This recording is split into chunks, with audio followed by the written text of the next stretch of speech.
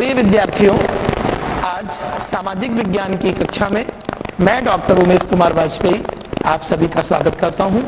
बच्चों, आज हम लोग सामाजिक विज्ञान विषय के उपविषय इतिहास के द्वितीय अध्याय भारत में राष्ट्रवाद के प्रथम भाग का अध्ययन करेंगे। बच्चों, अध्ययन की दृष्टि से हमने इसको 3 भागों में बांटा है, जिसका प्रथम भाग आज हम लोग अध्ययन करेंगे। आइए चलते हैं, आगे देखते हैं। बच्चों, आज के जो शिक्षण बिंदु हैं वह पहले आपको परिचय कराएंगे और प्रथम विश्व युद्ध का जो प्रभाव है उसे हम जानेंगे। गांधी जी एवं उनके सत्याग्रह के विषय में हम जानेंगे। रॉलेट अधिनियम एवं खिलाफत आंदोलन के विषय में हम जानेंगे।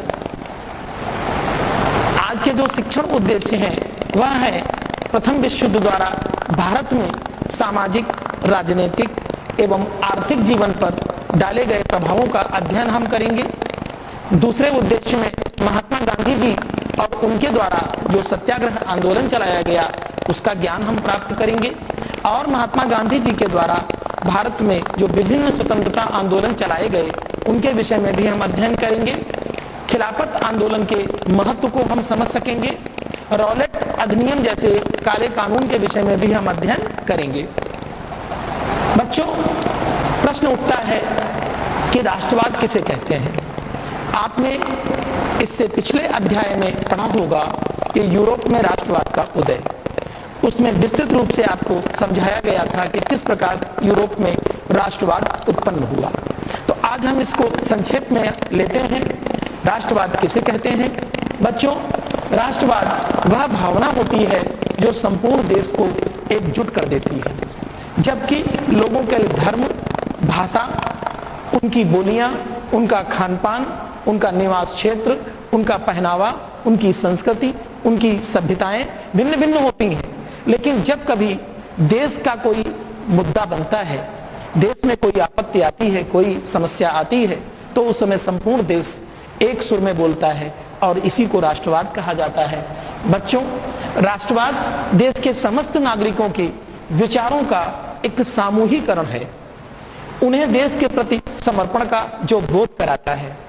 बच्चों, एक उदाहरण है कि भारत में विभिन्न धर्मों के लोग रहते हैं, हिंदू, मुस्लिम, सिख, ईसाई सभी रहते हैं, जिनके खान पान, जिनके त्योहार, जिनकी भाषा, जिनका पहनावा सभी कुछ भिन्न है। लेकिन इतने के बाद भी वो सब अपने को भारतीय कहते हैं। कोई ये नहीं कहता कि हम उत्तर प्रदेश के हैं या हम पंजाब के हैं। जब कहीं बाहर जाते हैं तो हम कहते हैं कि हम भारतीय हैं। बच्चों, सभी के लिए यह विचारधारा कि राष्ट्र सर्वोपरि है, राष्ट्र से बढ़कर कुछ भी नहीं, यह राष्ट्रवाद का ही प्रतीक है। बच्चों, भारत में राष्ट्रवाद के उदय में ब्रिटिश उपनिवेशवाद एक प्रमुख कारक था। अब हम यहां जानते हैं कि ब्रिटिश उपनिवेशवाद क्या है। बच्चों, उपनिवेशवाद एक साम्राज्यवाद का आर्थिक स्वरूप होता है। अर्थात जब हम साम्राज्यवाद के चक्कर में अपने देश की सीमाओं को फैलाना प्रारंभ करते हैं तो उसे साम्राज्यवाद कहते हैं। लेकिन जब ये आर्थिक संपन्नता के लिए किया जाए तो उसे कहते हैं उपनिवेशवाद। अंग्रेजों ने यही किया।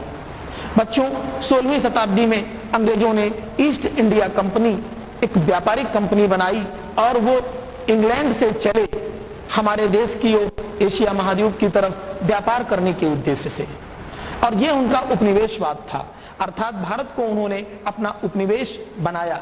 आगे हम देखते हैं कि जो राष्ट्रवाद के उदय में केवल उपनिवेशवाद कारण नहीं था, और भी कई कारण हैं। 18वीं शताब्दी के कुछ धार्मिक एवं सामाजिक सुधार आंदोलन भी चले, जिनका भी राष्ट्रवाद के उत्पत्ति में अमूल चूक योगदान रहा है। जैसे ब्रह्म समाज था जिसने सती प्रथा का अंत किया, जैसे आर्य समाज था, स्वामी दयानंद सरस्वती जी ने वेदों की ओर लौटो नारा दिया और हमारे हिंदू के बारे में, हमारे वेदों के बारे में, हमारी जो आर्य परंपरा है उसके बारे में उन्होंने बताया, ज्ञान कराया। थियोसॉफिकल समाज था, एनी बेसेंट और तिलक जी के द्वारा स्थापित था, जिन्होंने समाज में फैली हुई बुराइयों को, छुआछूत को खत्म करने की वकालत की। रामकृष्ण मिशन, रामकृष्ण परमहंस थे, उनके परम प्रिय शिष्य स्वामी विवेकानंद जी थे, जिन्होंने मानवतावाद का पाठ पढ़ाया और सबसे बड़ा धर्म मानव धर्म समझाया। आदि सभी ने हमारे जो है राष्ट्रवाद की उत्पत्ति में योगदान दिया। और समाज में जो ऐसी जो बुराइयां थी, जो हमारे समाज को तोड़ रही थी, कमजोर कर रही थी, उन्हें समाप्त करने की वकालत की। बच्चों, अंग्रेजों के आगमन से पूर्व हमारा जो देश था उसे सोने की चिड़िया कहा जाता था। सोने की चिड़िया क्यों कहा जाता था? क्योंकि हम इतने संपन्न थे, हमारे पास धन धान्य की संपन्नता की कमी नहीं थी। और यह बात दूर देश में बैठे हुए जो अंग्रेज थे उन्हें पता चल गई। उन्होंने हमारे ऊपर कुदृष्टि डाली और व्यापार करने के उद्देश्य से हमारे देश में उन्होंने प्रवेश किया। बच्चों, व्यापारिक उद्देश्य से प्रवेश तो किया, लेकिन धीमे धीमे वो यहाँ के राजा बन गए, यहाँ के जो है रक्षक की जगह भक्षक बन गए। आगे हम देखते हैं कि अंग्रेजों ने 1757 ईस्वी में प्लासी का युद्ध लड़ा, और प्लासी का युद्ध लड़ने से ही उन्होंने क्या किया? बंगाल पर अधिकार कर लिया। बंगाल उस समय बहुत समृद्ध था बच्चों, तो उन्होंने बंगाल पर अधिकार कर लिया। और 1764 में वर्तमान जो बिहार है वहां एक स्थान है बक्सर। बक्सर की लड़ाई में अंग्रेजों ने क्या किया कि दिल्ली की सत्ता हथिया ली, और वहां से धीमे धीमे करके वो हमारे देश के राजा बनते चले गए। बच्चों, आगे हम देखते हैं कि इसके बाद अंग्रेजों ने क्या किया? हमारे जो आपसी झगड़े थे, हमारी जो आपसी छोटी मोटी लड़ाइयां थी, उसका उन्होंने फायदा उठाया, और फायदा उठाकर फूट डालो और राज्य करो की नीति पर आगे चले। उन्होंने हमें न केवल गुलाम बनाया, बल्कि हमारा शारीरिक, मानसिक, आर्थिक, सामाजिक सभी प्रकार से शोषण किया। बच्चों, जब पूरा देश अंग्रेजों के अत्याचारों से त्राहि त्राहि कर रहा था, तब राजा राम मोहन राय, ईश्वर चंद्र विद्यासागर, दादा भाई नौरोजी, स्वामी विवेकानंद जी, दयानंद सरस्वती जैसी अनेक विभूतियों ने आगे आकर के हम लोगों को छुआछूत, जाति पात, सती प्रथा, पर्दा प्रथा, बाल विवाह आदि जैसी बुराइयों से दूर रहने के लिए हमें प्रोत्साहित किया। और यही बुराइयां थीं जो हमारे भारतीय समाज को खंड खंड में विभाजित करके रखा था। बच्चों, एक और बुराई थी कि हमारे समाज में पुरुषों के बराबर महिलाओं को सम्मान प्राप्त नहीं था। तो इन जो महान विभूतियों ने क्या किया? हमारे अंदर राष्ट्रवाद की भावना उत्पन्न करने के लिए प्रेरित किया हमें, क्योंकि बिना इन बुराइयों के त्याग के हम आगे नहीं बढ़ सकते थे। इस प्रकार देश में हमारे राष्ट्रवाद की भावना उत्पन्न हुई। आगे चलते हैं। बच्चों, प्रथम विश्व युद्ध आप सबको पता है कि 1914 से लेकर 1918 तक प्रथम विश्व युद्ध चला। 2 विश्व युद्ध अब तक हो चुके हैं, और प्रथम विश्व युद्ध का जो प्रभाव था उसमें संपूर्ण विश्व पर प्रभाव पड़ा था। आर्थिक प्रभाव, सामाजिक प्रभाव, राजनीतिक प्रभाव। तो हमें आज इसके बारे में जानना है कि उनके हमारे जीवन पर, हमारे भारत पर क्या प्रभाव पड़े थे, उसके बारे में हम समझते हैं। इस समय हमारे देश में क्या था? अंग्रेजों का शासन था और हम गुलाम थे। तो गुलामी के दिनों में अंग्रेज हमारे ऊपर शासन करने के लिए अपनी सेनाएं भी रखते थे, लेकिन बच्चों वो जो सेनाएं थीं वो अंग्रेजों के खर्चे से नहीं थीं, वो सेनाएं हमारे आपके खर्चे से थीं। उन सेनाओं को जो धन दिया जाता था, वेतन दिया जाता था, वो हम भारतीयों से वसूल किया जाता था। तो आप समझिए, जब प्रथम विश्व युद्ध हुआ तो उनके सेना का रखने का जो खर्चा था, रख रखाव था, उसमें वृद्धि हुई। जब सेना के व्यय में वृद्धि हुई तो निश्चित रूप से उसकी भरपाई कहां से करेंगे? भारतीयों से ही करेंगे। तो उन्होंने दूसरा कदम क्या उठाया? बड़े पैमाने पर ऋण लिए। अब जब उन्होंने जो लोन लिया उसे अदा भी करना होगा, तो अदा करने के लिए भी भरपाई कहां से करेंगे? हम भारतीयों से करेंगे। अगला कदम क्या किया? करों में उन्होंने अत्यधिक वृद्धि कर दी। जो कर 50% थे उन्हें 100% पहुंचाया, जो 100% थे उन्हें 150% पहुंचाया। तो अत्यधिक करों के कारण हमारा जो जीवन था वो बिल्कुल नर्क बन चुका था। बच्चों, एक और उन्होंने नया काम शुरू किया कि हमारी जो आय होती थी थोड़ी बहुत, उस पर भी उन्होंने आयकर लगा दिया। उपयोगी जो वस्तुएं थी उनकी कीमतें दोगुनी हो गईं। क्यों? जब विश्व युद्ध हुआ तो वस्तुएं महंगी हुई, खाद्यान्न संकट आया, अकाल पड़ा, वस्तुओं की कमी हुई, उत्पादन की कमी हुई। तो ऐसे में क्या होगा कि वस्तुएं महंगी हो जाएंगी और उनकी कीमत दोगुनी हुई, जिसका हमारे जीवन पर अत्यंत बुरा प्रभाव पड़ा। बच्चों, युद्ध के लिए सैनिकों की आवश्यकता पड़ रही थी। तो जब सैनिकों की आवश्यकता पड़ रही थी तो ऐसे में वह इंग्लैंड से तो लोगों को लेके आएंगे नहीं, और अगर लेके आते तो वह उनका धन ज्यादा खर्च होता, उन्हें तनख्वाह देनी पड़ती। तो उन्होंने क्या किया, सैनिकों को तो चूंकि मरना था, तो मरने के लिए उन्हें भारतीयों से प्रेम तो था नहीं, तो उन्होंने भारतीयों को, जो हमारे भोले भाले ग्रामीण थे, कृषक थे, मजदूर थे, उन्हें सेना में जबरन भर्ती करना उन्होंने प्रारंभ कर दिया। बच्चों, इसका बहुत विरोध हुआ समाज में, लेकिन अंग्रेज माने नहीं, उन्होंने जबरन पकड़ पकड़ कर सेना में भर्ती किया, तो जिससे कि बहुत असंतोष फैला। औपनिवेशिक सरकार के प्रति उपरोक्त सभी कारणों से हम भारतीयों के मन में अत्यंत असंतोष था। आगे देखिए कि जो खाद्य पदार्थ थे उनका अभाव उत्पन्न हुआ। पहले तो यह था कि खाद्य संकट हुआ, अकाल पड़ा, वस्तुएं महंगी हुई, कीमतें दोगुनी हो गई, लेकिन फिर क्या हुआ, अभाव उत्पन्न हुआ, मतलब बिल्कुल भूखों मरने लगे लोग। आगे देखते हैं, यह प्रथम विश्व युद्ध का एक चित्र है। आप देखिए कितना बड़ी सेना में टैंकों के साथ सैनिक प्रस्थान कर रहे हैं। आगे चलते हैं हम लोग। बच्चों, एक प्रश्न यहां पर हम लोग आपस में बात कर लेते हैं, चर्चा कर लेते हैं। जो पढ़ा है उसमें अभी क्या सीखा, उस पर आपका ध्यान आकर्षित कराते हैं कि प्रथम विश्व युद्ध के प्रभावों ने भारतीयों के मन में राष्ट्रवाद की उत्पत्ति किस प्रकार योगदान दिया, हम आपको बताते हैं। आप भी सोचिए, देखिए प्रथम विश्व युद्ध में अभी आपने पढ़ा कि हमारे ऊपर क्या हुआ, जो सैन्य खर्च था अंग्रेजों का वो बढ़ गया। उसका प्रभाव क्या पड़ा कि जब सैन्य खर्च बढ़ा तो उन्होंने लोन लिया। लोन लेने से क्या हुआ, उन्होंने हमारे ऊपर कर जो है अत्यधिक बढ़ा दिए। खाद्यान्न संकट उत्पन्न हुआ, वस्तुओं की कमी पड़ गई, कीमतें दोगुनी हो गई। हम लोगों को जबरन क्या किया, सेना में भर्ती किया जाने लगा। इससे क्या हुआ, हमारे मन में असंतोष उत्पन्न हुआ। तो उस समय हमने जाति पात, छुआछूत, भेदभाव, ऊंच नीच, अमीर गरीब सब भुला दिया। और सब भुलाने के बाद केवल एक लक्ष्य था हमारा कि हमें अंग्रेजों से लोहा लेना है, अंग्रेजों की गलत नीतियों का विरोध करना है, इनको देश से भगाना है। और यही राष्ट्रवाद की भावना थी बच्चों जो उत्पन्न हुई। आगे देखते हैं बच्चों, एक चित्र है। अभी हमने जाना प्रथम विश्व युद्ध के प्रभाव के विषय में। अब हम देखते हैं कि गांधी जी और सत्याग्रह। गांधी जी का हमारे जीवन में जब प्रादुर्भाव हुआ, हमारे इस स्वतंत्रता संग्राम में, तो कैसे हुआ उसके विषय में समझते हैं। सत्याग्रह, बच्चों ये जो शब्द है सत्याग्रह, इसके और अहिंसा के दम पर महात्मा गांधी जी को पूरे विश्व में नमन किया जाता है। सत्याग्रह क्या होता है, अहिंसा पर आधारित सत्य के लिए किया गया संघर्ष ही सत्याग्रह है। अर्थात हम सत्य तो स्वीकार करें लेकिन उसमें हिंसा ना हो, कोई दबाव ना हो। अर्थात आपसे अगर आग्रह करना है, अपनी बात कहना है, किसी का विरोध करना है, अंग्रेजों का विरोध करना है, तो हमें हिंसा नहीं करनी। हमें क्या करना है, अहिंसा के द्वारा उसको जीतना है और अपना आग्रह करना है। यही जो आग्रह है जो अहिंसा से होता है उसे सत्याग्रह कहा गांधी जी ने। आगे देखते हैं, गांधी दर्शन के दो स्तंभ, एक है सत्य और दूसरा है अहिंसा। अर्थात गांधी जी कहते थे कि हमारा कार्य बिगड़ भले जाए लेकिन हम असत्य नहीं बोलेंगे।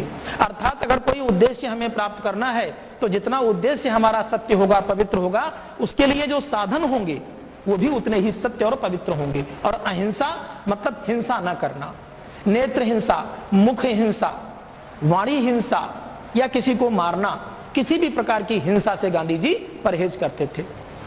निष्क्रिय प्रतिरोध क्या था, गांधी जी ने इसे दुर्बलों का हथियार कहा।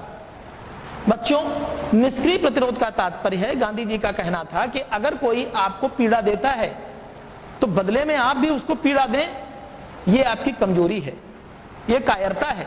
गांधी जी कहते थे कि उसने तो पीड़ा आपको दी लेकिन आप उसको पीड़ा मत दीजिए।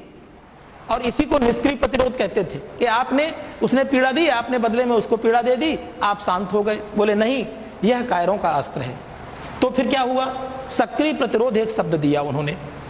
जो सक्रिय प्रतिरोध है उसके अंदर क्या होता था, गांधी जी कहते थे कि सक्रिय प्रतिरोध के द्वारा शत्रु को प्रेम के द्वारा, करुणा के द्वारा, दया के द्वारा, सत्य के द्वारा जीता जाता है। अर्थात सत्य के द्वारा, प्रेम के द्वारा जो बुरा व्यक्ति है, जिसका दूषित मन है, उसके मन से बुरे विचार हटा करके उसे सही मार्ग पर लाना, यही सक्रिय प्रतिरोध है और यह बलवानों का अस्त्र है।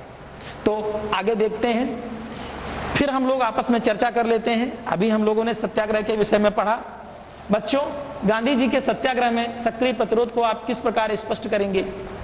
बिल्कुल सही, अभी आपको हमने बताया कि सक्रिय प्रतिरोध का तात्पर्य है कि यदि कोई आपके साथ अन्याय करता है तो आप उसके साथ अन्याय नहीं करेंगे, बल्कि उसको सत्य के द्वारा, प्रेम के द्वारा, दया के द्वारा यह आभास कराएंगे कि नहीं, आप गलत हैं, और उसको गलत को स्वीकार कराएंगे। यही सक्रिय प्रतिरोध है और यह बलवानों का अस्त्र है, आपको बलवान बनाएगा। आगे देखते हैं बच्चों, गांधी युग का प्रारंभ। गांधी युग, जैसा कि हम जानते हैं, 1919 से लेकर और 1947 का जो कालखंड था उसे इतिहास में गांधी युग कहा जाता है। कैसे प्रादुर्भाव हुआ? बच्चों, गांधी जी का भारत आगमन जनवरी 1915। कहां से आगमन हुआ? आपके मन में प्रश्न होगा। दक्षिण अफ्रीका से। दक्षिण अफ्रीका गांधी जी का देश तो नहीं था, गांधी जी तो भारत के हैं। गुजरात में इनका जन्म हुआ। जब यह अपनी कानून की पढ़ाई पढ़ करके इंग्लैंड से वापस लौटे तो इनके एक मित्र थे जो व्यवसायी थे दक्षिण अफ्रीका में। वहां उन्होंने कहा गांधी जी से कि गांधी जी, आप आइए अफ्रीका और हमारे जो मुकदमे हैं उनको देखिए, और यहाँ नस्ल भेद बहुत ज़्यादा है, उसके संबंध में भी आप कुछ देखिए। बच्चों, दक्षिण अफ्रीका में नस्ल भेद अंग्रेजों के द्वारा बहुत अधिक फैलाया गया था। नस्ल भेद क्या होता है? गोरे लोग स्वयं को अच्छी नस्ल का मानते थे और जो काले लोग थे उनको जो है हीन मानते थे। जब गांधी जी दक्षिण अफ्रीका गए तो वो एक रेलगाड़ी में प्रथम श्रेणी के डिब्बे में यात्रा कर रहे थे। बच्चों, अंग्रेजों ने उनको डिब्बे से उतार दिया और उतार करके उनको अपमानित किया। गांधी जी ने उसी दिन यह ठान लिया कि हम किसी भी कीमत पर यहाँ से नस्ल भेद मिटा करके रहेंगे। एक और वहाँ पर फरमान था कि जो भी एशिया महाद्वीप के लोग थे या जो भारतीय थे उनको एक अपना पहचान पत्र गले में टांग करके प्रतिक्षण टांग के चलना होता था। तो जो कोई नहीं टांगता था उसको जेल में डाल दिया जाता था। गांधी जी ने इसका भी प्रबल विरोध किया। गांधी जी ने वहां अपना क्या किया, फिनिक्स आश्रम बनाया और अपने अनुयायियों को एकत्र किया और धीमे धीमे उन्होंने क्या किया कि रस्किन के, थोरो के ग्रंथों को पढ़ा और गीता को पढ़ा। पढ़ करके उन्होंने सत्य और अहिंसा के विषय में आधारभूत तत्वों को खोजा और अंत में उन्होंने ये निश्चय किया कि नहीं, अब हम सत्याग्रह करेंगे। बच्चों, उसी सत्याग्रह के दम पर गांधी जी को आज पूरा विश्व नमन करता है और उन्होंने पहला प्रयोग 1906 में अफ्रीका में किया और विजय पाई। जब गांधी जी जनवरी 1915 में भारत आए तो उन्होंने साबरमती आश्रम के नाम से गुजरात में अपना आश्रम स्थापित किया और अपने अनुयायियों को आगे चलने के लिए प्रेरित किया। बच्चों, चंपारण सत्याग्रह गांधी जी का भारत में किया गया यह प्रथम सत्याग्रह है।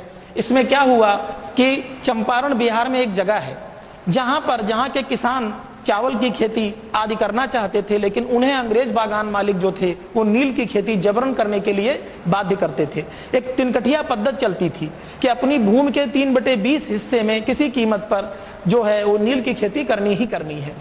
तो बच्चों, इस बात का विरोध वहां के किसान कर रहे थे। वहां के एक कृषक समुदाय के मुखिया थे राजकुमार शुक्ला जी।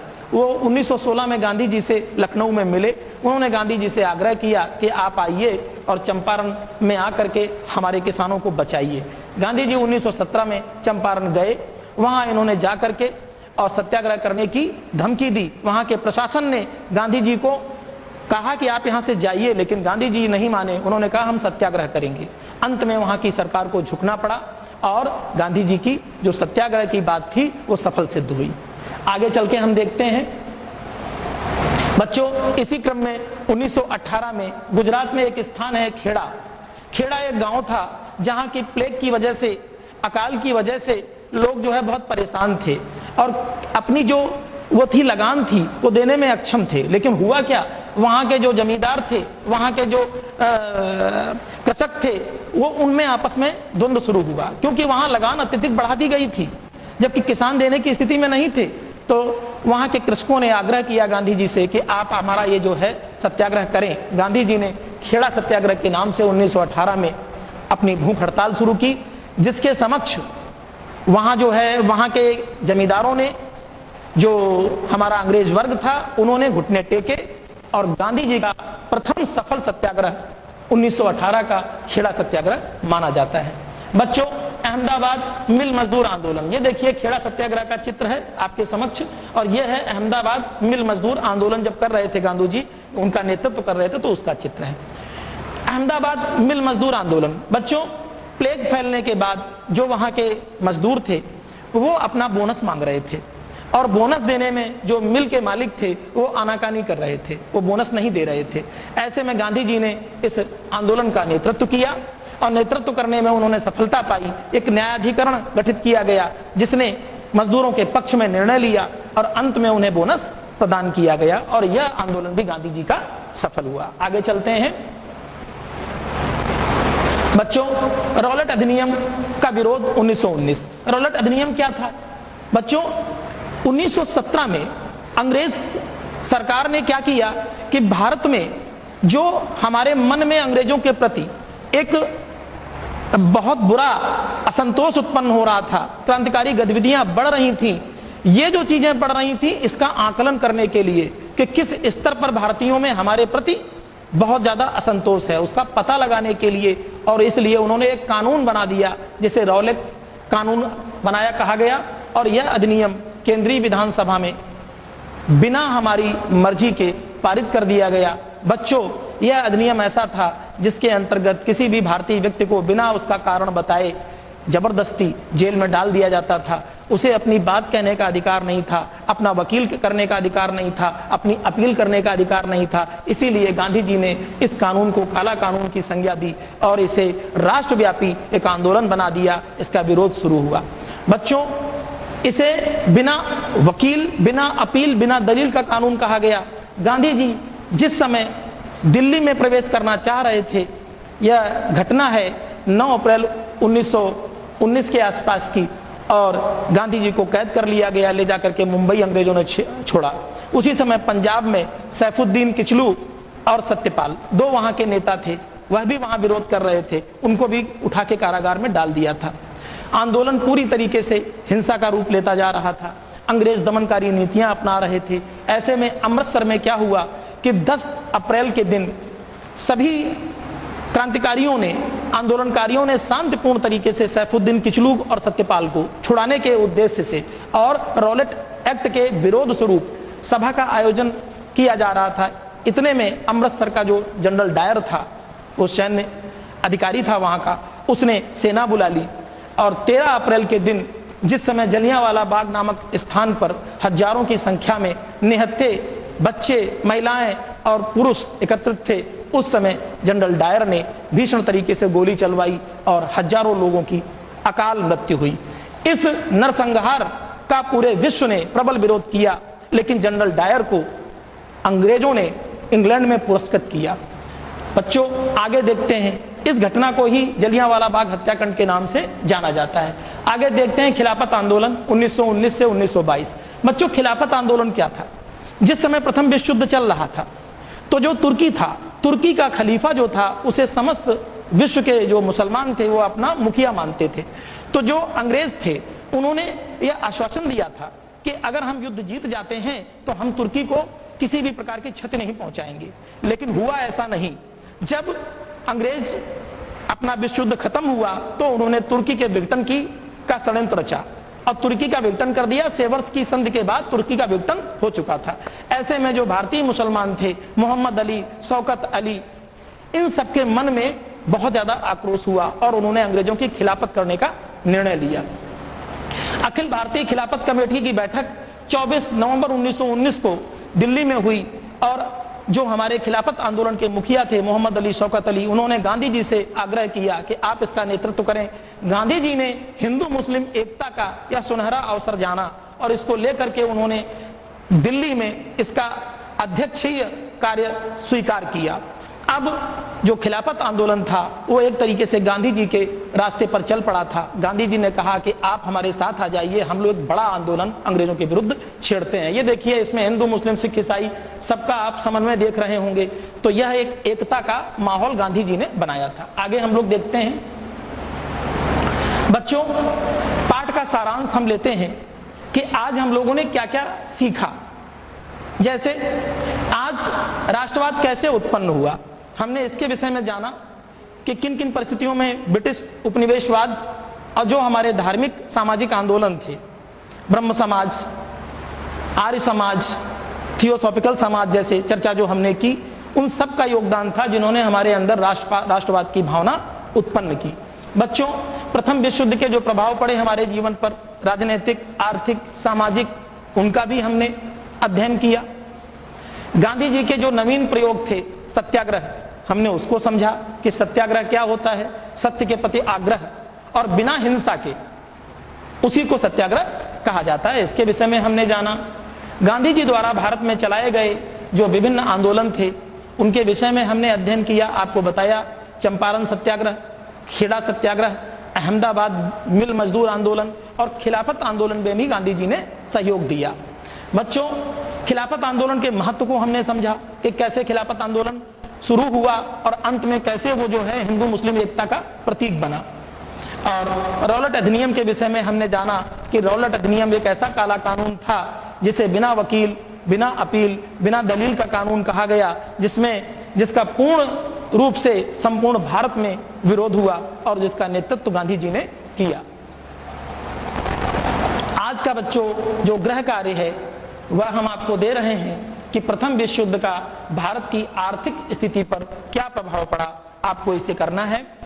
दूसरा है गांधी जी के सत्याग्रह से आपने क्या सीखा, आपको इसको भी हल करना है। खिलाफत आंदोलन को प्रारंभ करने वाले कौन कौन लोग थे, हमने आपको पढ़ाया है, आपको स्वयं करना है। रॉलेट अधिनियम कानून को काला कानून की संज्ञा क्यों दी गई, आपको इसे भी हल करना है।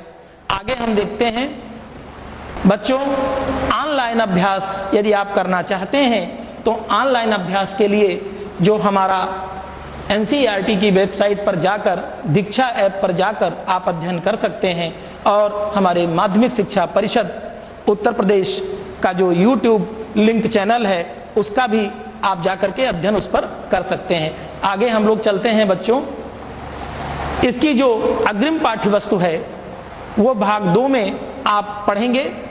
बच्चों, आज हम लोगों ने जो कुछ भी सीखा इस पाठ में, इसे हम याद रखेंगे और इसी कड़ी में जो इसका द्वितीय भाग है वो हम लोग अगले वीडियो में पढ़ेंगे, उसका अध्ययन करेंगे।